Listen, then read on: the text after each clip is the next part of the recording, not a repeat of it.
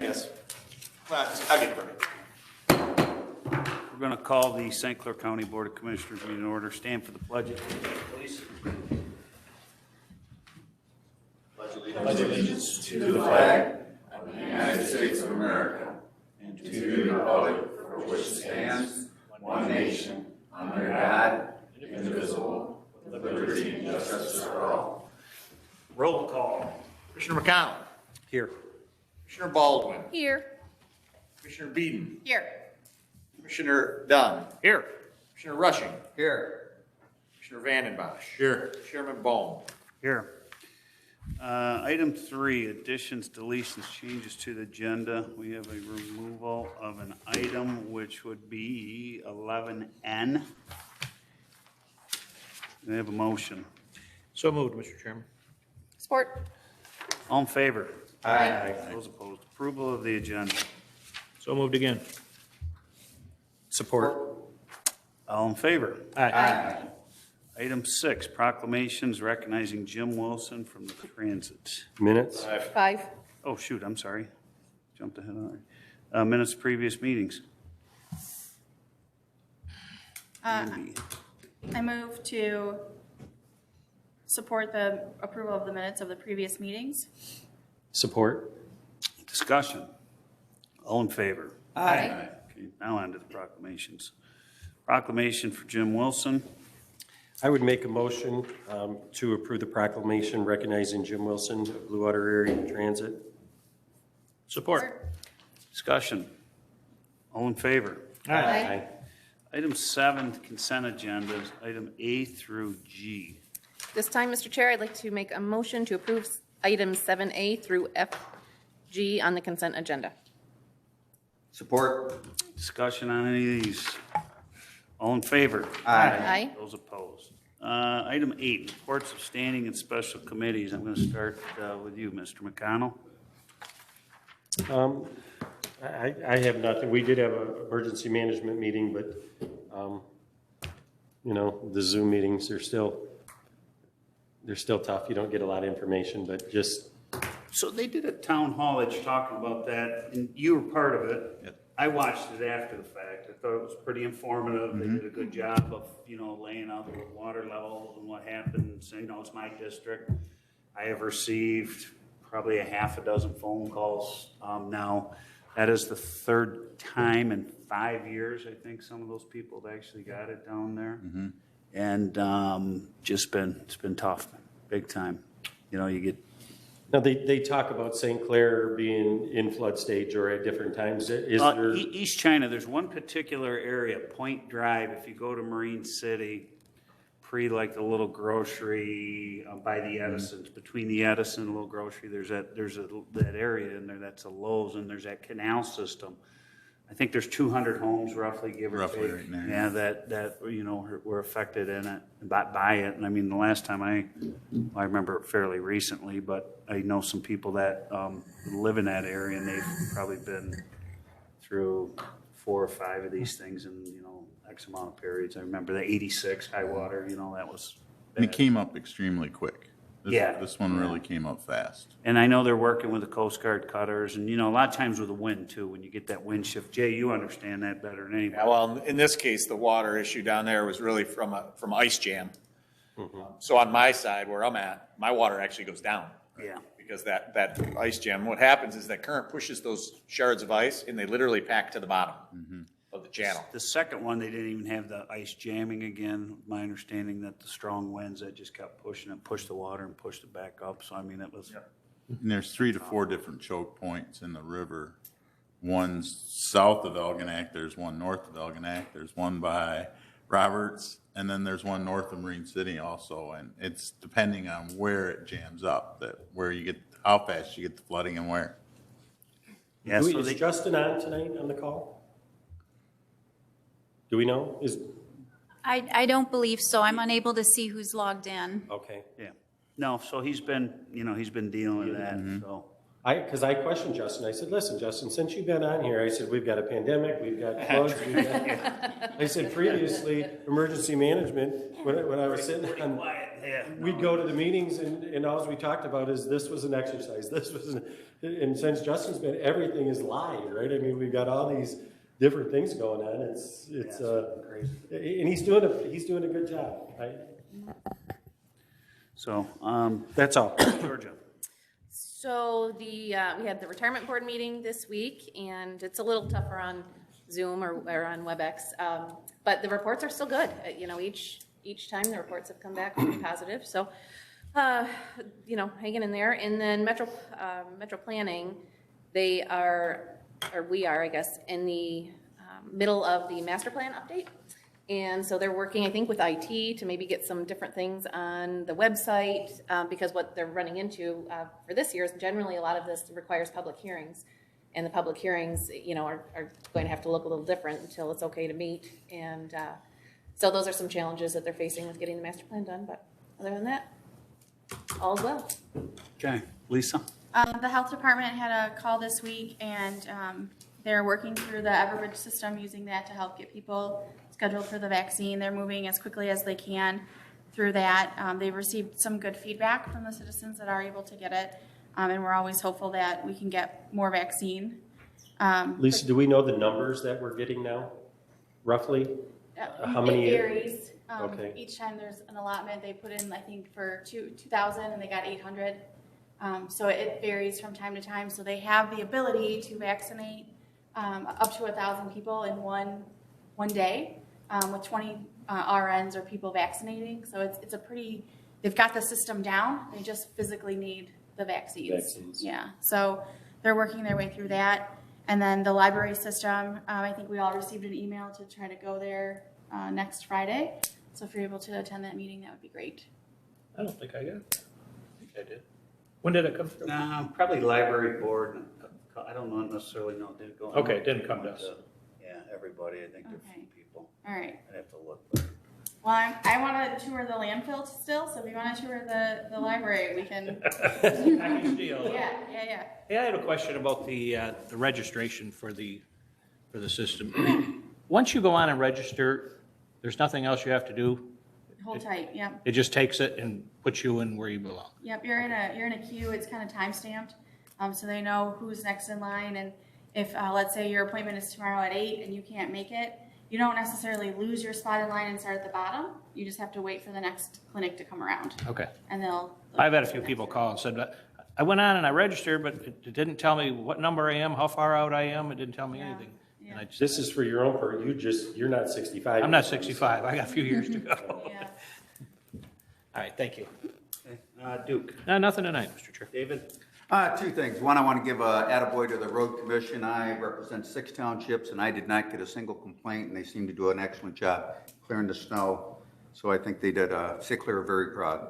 The other thing is Riley Township. I serve on the planning commission there. We did a moratorium at the township level on marijuana. We are drafting a preliminary, which we had our meeting this past Monday on marijuana ordinance, and we're having a special meeting probably to forward the full ordinance this coming Monday to the Riley Township Board. So we're addressing that in Riley. Dave, you're addressing it how? Drafting an ordinance, we're going to be the enforcing agent in regards to pretty much all aspects, building permits, and one part of it, it's a 13-page ordinance, and it's just to address marijuana. And they're not opting in, correct? Right, Riley. No, but we still have to, because we, I don't know if the rest of you have seen it, but they're popping up everywhere. They are. Could you send me a copy of that ordinance? So, Right, that's the biggest question that I get from the townships. Everybody's saying, that we're getting phone calls after phone calls because the townships are. And they're saying, these people bought the house, they're growing, and we know they're growing. Nobody's asking for permission, right? They're just going in and doing what they want. And, it's helping real estate sales because the prices are going up, but everybody's nervous about what's happening. And so, yeah, if you could share that with me, I can get 10-acre parcel on Griffith Road with the condemned house that hasn't had people in it for forever. People bought it, put up a 50 by 120-foot pole barn, blew the service out, and Edison didn't care. They put 600 amp service. They didn't have to report to the township. Got 600 amp service. They got a pole barn. They are addressing, we're going to possibly have in our ordinance to where it has to be your place of residence. So your homestead, if you live in Troy, Sterling Heights, pick someplace where you live, you're actually going to have to live at that location to be a caregiver also. There's many things in there. Okay, good, thank you. Dave? So 2 things I'm going to touch on. We had a meeting with a municipality here the other day. I won't mention which name, but it was Dave, George, and myself, Dan Casey, Gary Fletcher, city manager, a couple other people to talk about the property assembly that we had spoke about previously. There are large parcels available, but they're not in public ownership. They're in private developers' ownership, okay? So one of the things that, you know, that this Magna plant locating in St. Clair, you know, we found out there's nowhere to put the next Magna plant. Dan Casey's had to turn down 1 or 2 other requests for large tracts of land, very, I'm not going to say similar to that project, but, you know, pretty good sized things. So we're trying to get proactive to identify some private parcels that would be interested in, you know, participating perhaps. One of the things we talked about the other day was the tax capture. So for example, on the phase 1 of that Magna plant in St. Clair, it's producing, even after abatements and everything, it's producing $544,000 a year in new taxes. Some of it is a school's tax, which you couldn't capture. Ultimately, the question is what kind of payback if the county were have to step in to take a private person out. Only we would take a private person out if we had a project, if we had one in hand, okay? There was about $250,000 in capture that would be on this new Magna plant, 250, 260. And there may be a little bit more, but just trying to get our arms around if we are going to step up and take this on, what would this look like? What I wanted to do is to direct Carrie just to perhaps work with EDA. We were able to take the plant in St. Clair model and plug it into other places. So we know exactly what it is. I can take that thing to Marysville, I can take it to Port Huron, I can take it to wherever. So we understand what the capture and those types of things would be. Ironically, I've actually had 2 phone calls now from private people that kind of heard that we were talking about it. I really think you're going to see a lot of the private development community say, hey, I'm interested. I'm interested, right? And that really takes a lot of pressure off us, trying to go and hedge on where the next, okay, we're going to go out and buy a piece, we're going to get it ready for the next development. It took St. Clair 20 years to land that deal out there, right? I don't want to sit on a piece for that long by any stretch, but I would like to have other private landowners that we would have the ability to work with. So that then would give Dan Casey the opportunity to say, here's some incentives. A lot of these bigger ones, they're free land deals, whether you like it or not. But the ZF was another great example in Marysville, when Marysville actually bought that property, did what they had to do over there, and for, I think it was 8 years on that, they didn't receive any taxes, but once it hit the tax roll.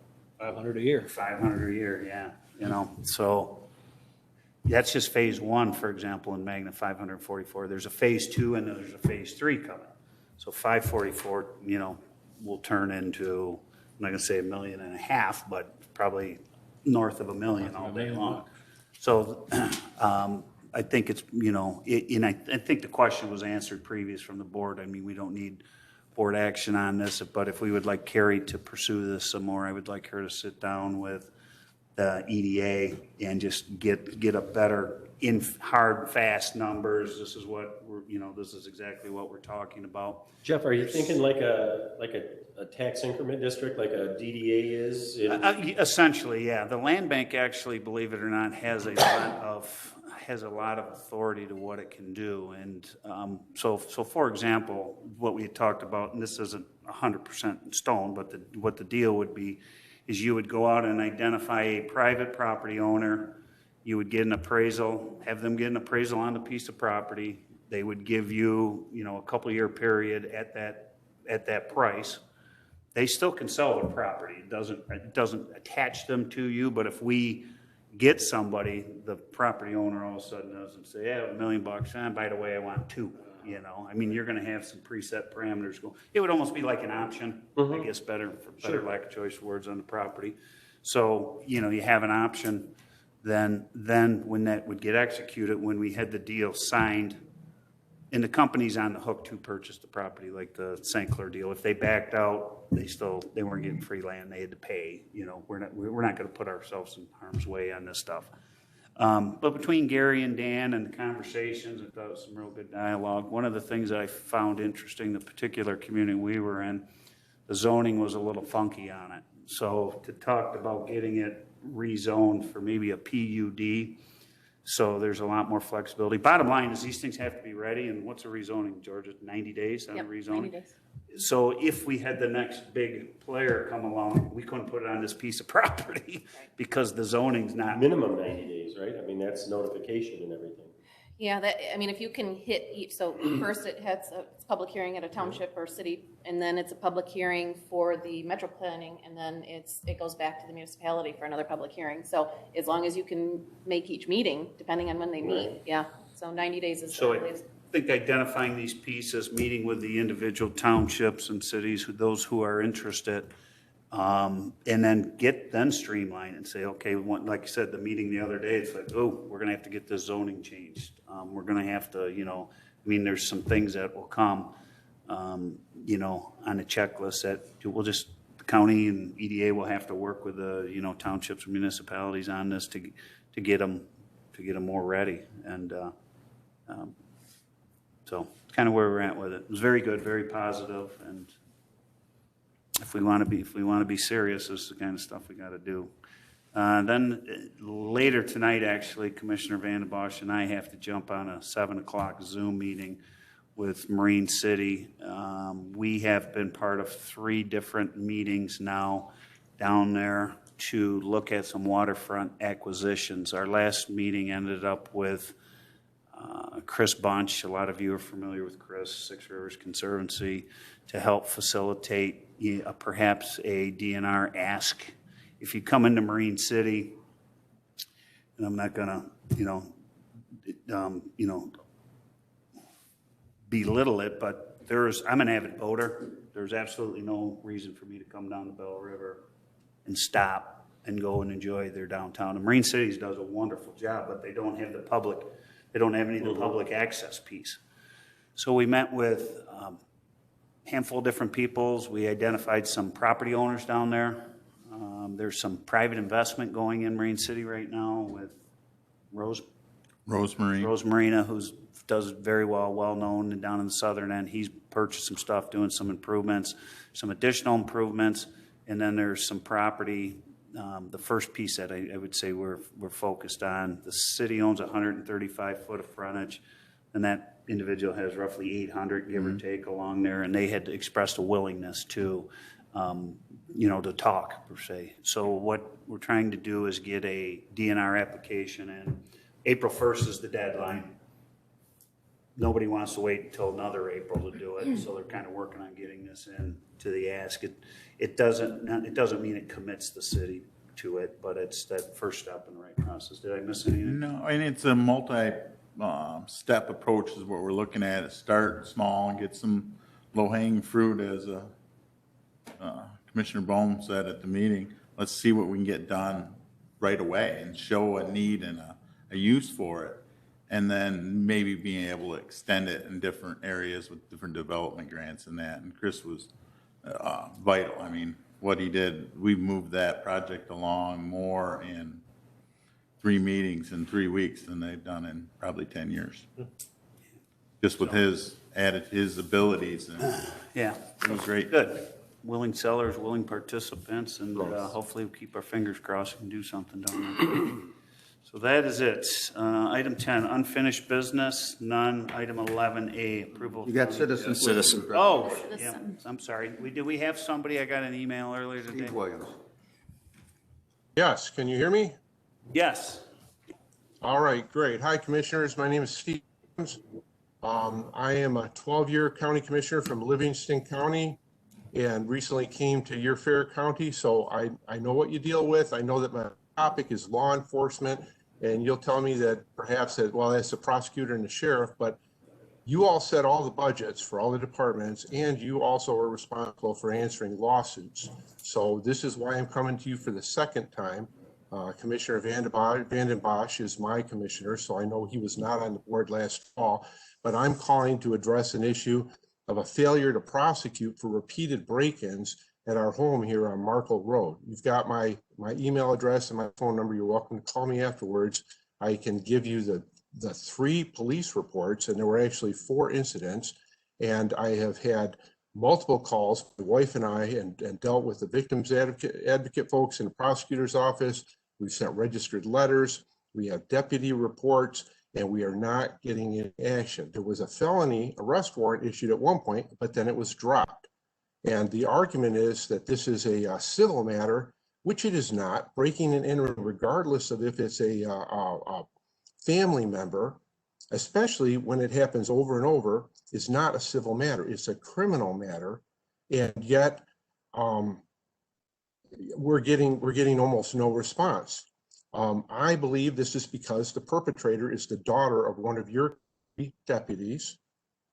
It's even written up in one of the reports that the responding deputy called the father instead of actually trying to find the perpetrator and get back our stolen goods. Some of the goods were mine. I don't even know this person. There is no argument there that is some kind of family dispute.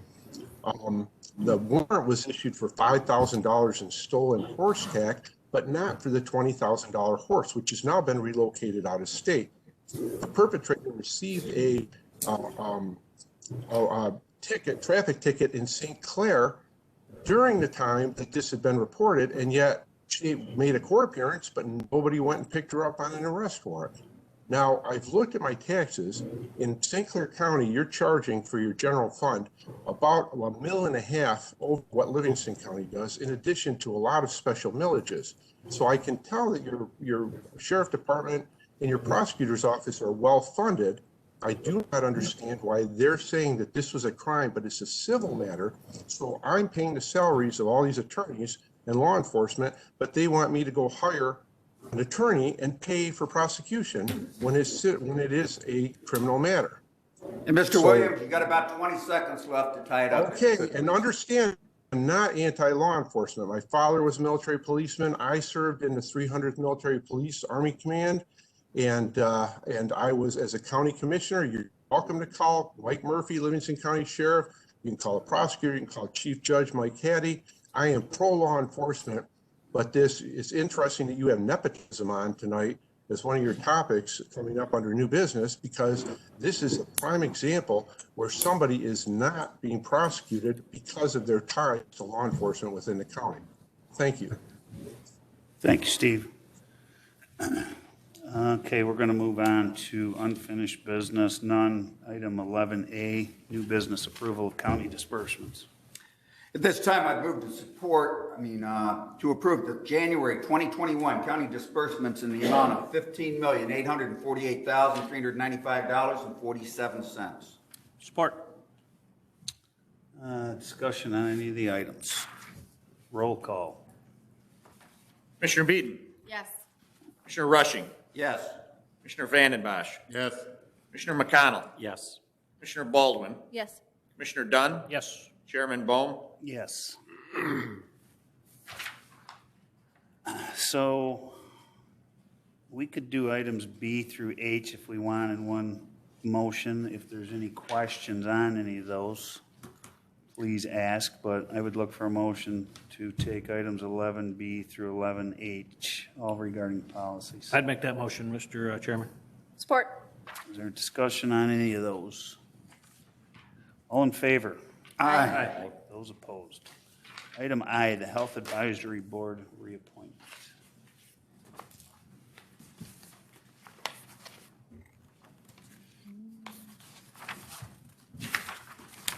Mr. Chairman, I would move to reappoint Arnold Kuntz, District 1, to the Health Advisory Board for a 2-year term expiring 12/31/2022. Support. Discussion. All in favor? Aye. Those opposed? Item J, Mr. Chairman, I'd like to make a motion to appoint Martha Birch for older adult representative to the area agency on aging 1B for the remainder of the 2-year term expiring 12/31/21. Support. Discussion. All in favor? Aye. Those opposed? Item K. Mr. Chairman, I move to approve the memorandum of understanding with Interwest for early childhood education, HUB, in the amount of $995 a month. Support. Discussion. Roll call. Commissioner Vandenbosch. Yes. Commissioner McConnell. Yes. Commissioner Rushing. Yes. Commissioner Baldwin. Yes. Commissioner Dunn. Yes. Commissioner Beeden. Yes. Chairman Bohm. Yes. Item L, contract approval request. I would make a motion to approve the contract attorney services agreement with Esther Law PLLC for the 31st Circuit Court Family Division for a term of 1/1/21 through 12/31/21 in the amount of $29,437.20. Second. Discussion. Roll call. Commissioner Dunn. Yes. Commissioner Baldwin. Yes. Commissioner Vandenbosch. Yes. Commissioner Beeden. Yes. Commissioner Rushing. Yes. Commissioner McConnell. Yes. Chairman Bohm. Yes. Item M. This time I move to approve the contract attorney service agreement with Frank Mitchell for the 31st Circuit Court Family Division for a term of 01/01/21 through 12/31/21 in the amount of $29,437.20. Support. Discussion. Roll call. Commissioner McConnell. Yes. Commissioner Beeden. Yes. Commissioner Rushing. Yes. Commissioner Vandenbosch. Yes. Commissioner Dunn. Yes. Commissioner Baldwin. Yes.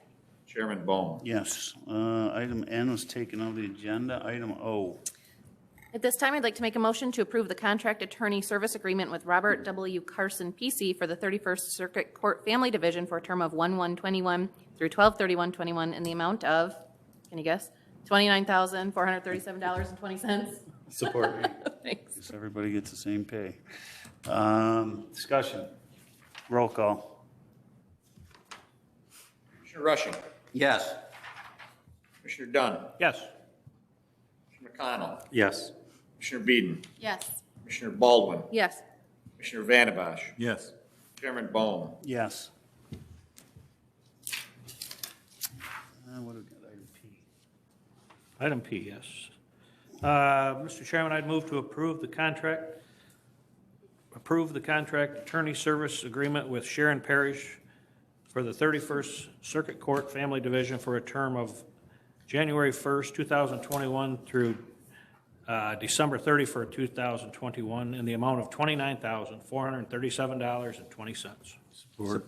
Discussion. Roll call. Commissioner Baldwin. Yes. Commissioner Rushing. Yes. Commissioner Vandenbosch. Yes. Commissioner Dunn. Yes. Commissioner Beeden. Yes. Commissioner McConnell. Yes. Chairman Bohm. Yes. Item Q. I would make a motion to approve the fiscal year 21 Marine Safety Program grant application. Second. Discussion. All in favor? Aye. Those opposed? Item R.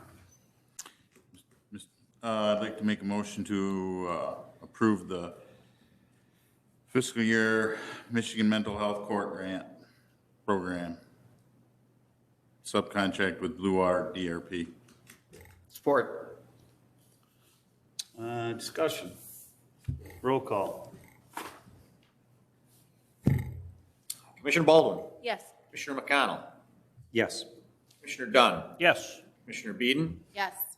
Commissioner Vandenbosch. Yes. Commissioner Rushing. Yes. Chairman Bohm. Yes. So before we get into ST and U, just a little bit about the airport. The airport has a lot of lots and parcels out there.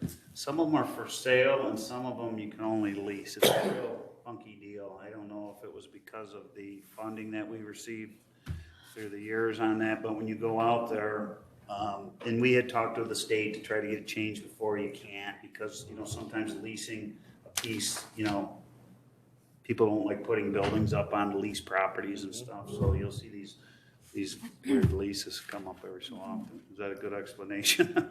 Yes, we did get special approval on several parcels to be able to sell them. It actually kind of predates me, but the land leases allow you to make sure you have the restrictions on the different building heights and things that are required in an airport. So, looking for a motion on item S. Mr. Chair, I move to approve the lease option agreement renewal for Lot 25 in the Air Industrial Park with CK Investments Charles Kopp for a term of January 1st, 2021 through December 31st, 2051 in the amount of $15,000. Support. Discussion. Roll call. Commissioner Rushing, Yes. Commissioner McConnell, Yes. Commissioner Vandenbosch, Yes. Commissioner Baldwin, Yes. Commissioner Dunn, Yes. Commissioner Beeden, Yes. Chairman Bone. Yes. Item T. This time I'd like to make a motion to approve the non-aeronautical lease agreement for Lot 26 of the Air Industrial Park with CK Investments for a term of 1/1/21 through 12/31/51 in the total amount of $184,800. Support. Discussion. I like that one better. Yeah. It's 30 years old. So is So was the previous one. yeah, that was 30, the first one. Yeah. All right. Roll call. Commissioner Dunn, Yes. Commissioner Beeden, Yes. Commissioner Baldwin, Yes. Commissioner McConnell, Yes. Commissioner Vandenbosch, Yes. Commissioner Rushing, Yes. Chairman Bone. Yes.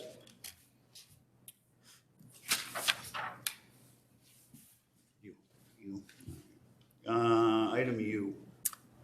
This time I'd move to approve the non-aeronautical lease with James McCandless for lot number 55 on the Air Industrial Park for a term of 1/1/21 through 12/31/51 in the amount of $180,513. Support.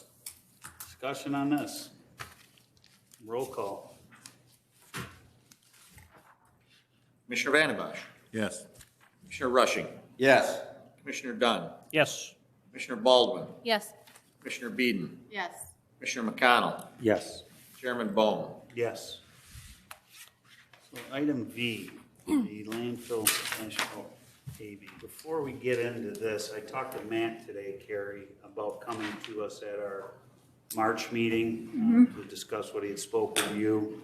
Looks like there might be an opportunity to, so we have our old parts of our landfill that aren't lined, and at one time we had talked about going in, basically taking the garbage out, putting a liner system down, putting the trash back in there, then reopening those as dump sites. He's of the mindset now that they're able to leave those existing and actually take the liner and lay it over that, which is a good thing, which saves us a ton of money. We may have to amend our landfill application, but he's going to come in and talk to us a little bit about that in his March meeting for a little update. So hopefully you get to go to see your trash, Lisa, before that. I'm It's looking worth forward to seeing. it. Yeah, no, it's pretty cool what we do out there. Okay, Mr. Chairman, I'd move to approve the agreement for the asphalt paving project at the landfill with Allied Construction in the amount not to exceed $285,924.60. Support. Discussion. Roll call. Commissioner Baldwin, Yes. Commissioner Dunn, Yes, sir. Commissioner Beeden, Yes. Commissioner Rushing, Yes. Commissioner McConnell, Yes. Commissioner Vandenbosch, Yes. Commissioner Bone. Yes. Administrators report. A couple of things for you this evening.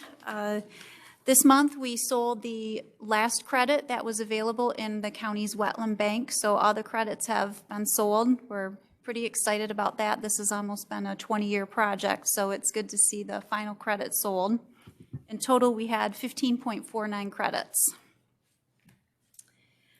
As many of you already know, our park director, Mark Brochu, is going to be retiring in the end of May. So I have been working on the new director selection. I have been in discussions with the city of Port Huron, and next month we will be proposing to a shared services agreement where their park director, Nancy Windsor, will be the director for Port Huron and for our county park system. It would be a 2-year agreement, and then with the ultimate goal being Nancy transferring to full-time county employment at the end of that agreement. During the interim time, she will be able to have a 1 or 2 month overlap with Mark Brochu to learn what he's doing, and she'll also be able to start transitioning out of her duties at the city of Port Huron as well. I did present that to the Park and Rec Board last week, so they have also been notified that that's our intention for filling that position. A little bit different than a traditional recruiting, but I think this will be beneficial to both municipalities. Last week, Michigan Association of Counties, they introduced a new monthly county administrators meeting and format. So I will be participating in those monthly, and right now they're virtual, which is nice, but they go over all the new legislative updates and basically a bunch of information sharing. But one thing that came out of that meeting is MAC would like to have a smaller subcommittee of counties that want to be influential and work with them on the different PFAS regulations and some of the requirements that are coming down. So I did sign up for that, and I volunteered Matt Williams to sit on that committee as well to make sure that we're represented and that MAC is advocating for us at the state level and federal level for those different changes coming down. That's all I have this evening, unless anyone has questions. Any questions for Carrie on the administrator's report? Just one thing I would like to say about Nancy Windsor. I know her personally. Nancy is an absolute rock star, so I would love to, bring her in eventually and, become our director. I know she's very well known throughout the community and State, yeah. So do whatever we got to do to get her on the hook for the long term. So, do I have a motion for administrator's report? Make a motion to accept the administrator's report. Support. All in favor? Aye. Miscellaneous business, anything to come before us? I do have 2 things I want to touch on. Carrie mentioned the Wetland Bank. Credits are sold out. Originally, we did the Wetland Bank, which I wouldn't be a proponent of doing it again, just for the record. But it was a little dicey, back in the day. But the whole idea was to speed up development, to have credits, so on and so forth. So we're fortunate that we have a large developer that is currently developing a large wetlands bank down in Cotcherville Township. I personally know the guys very well. They're very well-known, large contractors down in the Metro Detroit area. The things have changed a little bit with like the watersheds, where you can actually use those credits for now. When you look at that particular map, they can use their credits for Macomb, Oakland, some of these other things that they do. So obviously it's much more affordable for them to come up here and acquire land and to do that development. But the nice part then is they're looking to sell those credits. So it'd be very similar to our bank, is when it's ready to go, now we know them and we're able to point, our companies in the direction to say, we do have wetlands ready, available. That only helps Dan Casey's pitch too, and everybody's actually. So kudos to them. I think they got the 20 sold already, actually. Nice. They're large developers. A lot of it's, I'm not gonna say self-serving, but for their projects. But they have the ability, I think, to go up to 90 on it. So in our wetlands bank, was it just a money in, money out type deal, or was it a profitable endeavor? No, it was more of a break-even endeavor. Okay. we ended up in court early on over it. So, I mean, this goes back 16, 17 years ago stuff. So it was a little dicey with some stuff for the contractor at the time, and just one of those deals. I mean, if you can let the private guy do it and figure it out, I can't tell you how happy I am to have these guys doing what they're doing now down in Contraville. So it's a good thing. attended the City of St. Clair's meeting on Monday. So the Great Lake to Lake Trail, which starts on the southwest corner of the state, comes over. The ending point is actually going to be in Port Huron. We put a subcommittee together to kind of see how we can make this happen. There is a major billion-dollar foundation, Detroit-based, that's actually playing very heavy into this. They've identified gaps in the system. There's quite a few gaps system-wide. Some of the more of the low-hanging fruit, as I said earlier, has to do with St. Clair, Marysville, and Port Huron, and the funding is in place to complete those particular gaps in the bridge to Bay Trail system. Okay, so talking about completing our system, and then some of the southern areas and stuff. And we really, when we put this committee together, it was it's Dave Struck, Kurt Weston, Randy Myers, Mark Brochu, Andrea LaFontaine, some MDOT representation. I really wanted to take the politics out of it. I didn't want to have it, Jeff Bohm yells louder than somebody else, so Jeff gets it. These are not, they look at the systems, which makes the most sense, and get behind it. City of St. Clair, there was actually 2 routes originally looked at to take the Great Lake to Lake Trail, which is actually the Orchard Trail. It stops in downtown Richmond. When you go downtown Richmond, it's right there. It was either coming up Gratiot into Marysville, or it was coming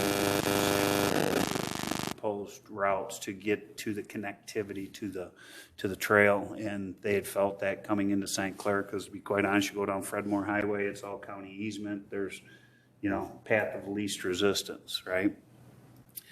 Problem you run into with some of those scenarios is there's about 6 houses that, even there's not a huge economic benefit. If there's a huge economic benefit for the area, but if you directly looked at St. Clair Township, there's no businesses, no nothing, no whatever. So if you always took your traditional formulas, which it was, I think, I don't even know if we were 80-20, 60-40, whatever we were before, you got to run 6 miles of trail at $1 million a mile, and if you got to come up with a 40% match, it's like, didn't happen. Reason that the trail system stalled. There's this opportunity now and ability with this large foundation. They committed $50 million in trail systems to complete this trail. So the money is somewhat in place now to be able to complete a lot of the trail system. This is a long-term ongoing project. MDOT's got portions of their matches, DNR's got their portions. The foundation, which you can use that for a lot of the local matching pieces of it. So you're going to be hearing about the Great Lake to Lake, Bridge to Bay Trail for, period of time. St. Clair passed it 6-1 the other day. There were some concerns with the residents. We found it interesting. There was a very extensive economic impact study that was completed on this, and just some of the public misconceptions, like public safety, You heard that, and then I actually identified it right in the thing, saying, no, the public, they're actually safer, they're bigger, they're wider. People are still coming down Clinton Avenue in St. Clair, whether there's a sidewalk or whatever. Now you're taking a sidewalk and you're turning it into 10-foot. There's some homeowners that are impacted. If I have my nice trees that are in the roadway or the easement or whatever, guess what? You're probably not going to have your bushes or trees, So some of that stuff, so that's where some of the residents get, tend to get a little antsy. And the easy stuff was complete, but when you look at the economic impact of this particular trail system coming in this community, it's my lighthouse story. I've been up the lighthouse once. I'll never do it again, nor do I care to do it. But 30,000 people a year come to your community to do it, right? I'll probably never ride a bike again until I die. Hope it don't die. But there again, how many people come? It's a whole nother tourist component, and it's pretty substantial. I didn't make the trip, but I know they went and toured. Did you go to Traverse City? I did not. They took about 20 people up to the Grand Traverse and looked at that whole system on a couple-day bus deal. The one-time Community Foundation paid for it, and just how much that added component. It's another piece of the puzzle, in economic development. So pretty cool stuff. So long-winded, but anyways, receive and file. Do I have a motion second? So moved. Support. All in favor? Aye. Adjournment. Make a motion. Support. All in favor? Aye. Meeting adjourned.